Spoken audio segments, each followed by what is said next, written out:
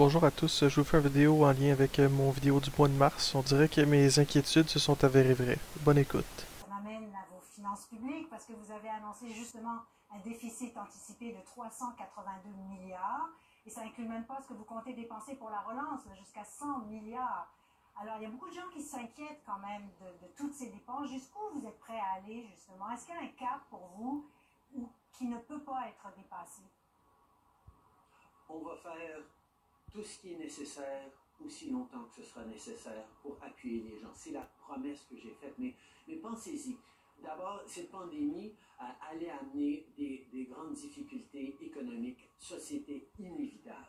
La question devient qui devrait s'endetter? Une famille emprunte sur sa carte de crédit à 19%. Nous, un gouvernement fédéral, on emprunte à presque 0%. 0%.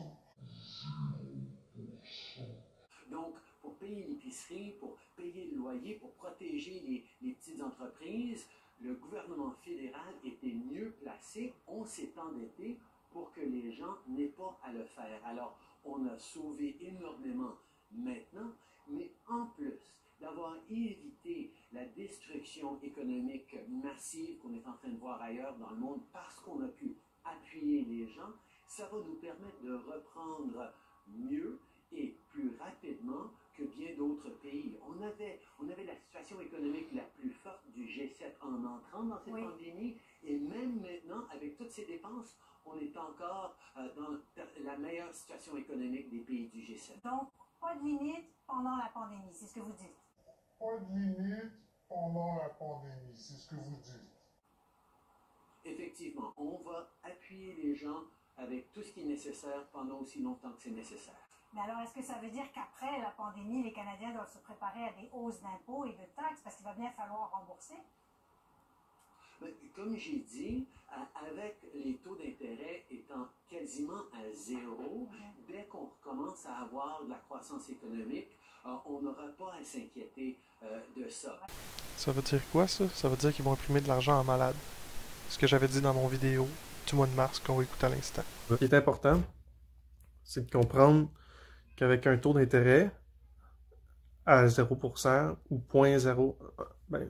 0,25, c'est quand même près du zéro, là. Avec un taux d'intérêt aussi bas que ça, ce que ça fait, c'est que on remet, je sais pas comment dire ça, mais si j'achète une auto, qu'elle me coûte 10 000 $, puis que je mets 0% d'intérêt dessus, je vais repayer mon 10 000, change pour change.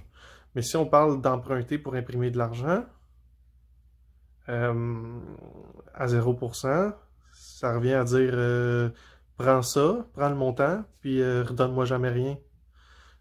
C'est un petit peu ça. Donc, étant donné que le taux d'intérêt est à zéro ou presque à zéro, si on finit par toucher le zéro, ça veut dire qu'on imprime de l'argent à l'infini puis on ne le remet jamais comme des enfants irresponsables.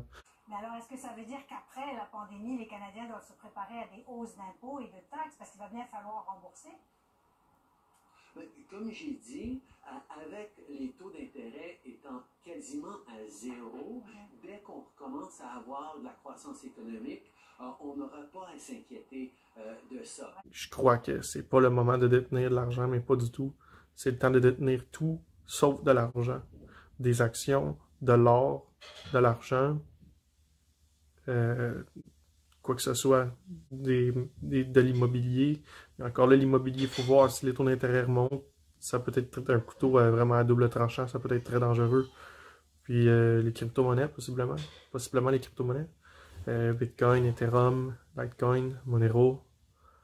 Ça peut être quelque chose aussi d'envisageable, considérant qu'eux ont un supply, ont une masse en circulation qui est finie, contrairement à l'argent qui s'imprime avec des taux d'intérêt qui baissent, qui peuvent aller possiblement même sous le zéro. Mais alors, est-ce que ça veut dire qu'après la pandémie, les Canadiens doivent se préparer à des hausses d'impôts et de taxes parce qu'il va bien falloir rembourser? Comme j'ai dit, avec les taux d'intérêt étant quasiment à zéro, dès qu'on recommence à avoir de la croissance économique, on n'aura pas à s'inquiéter de ça. On sait tous comment ça a fini historiquement, de l'hyperinflation.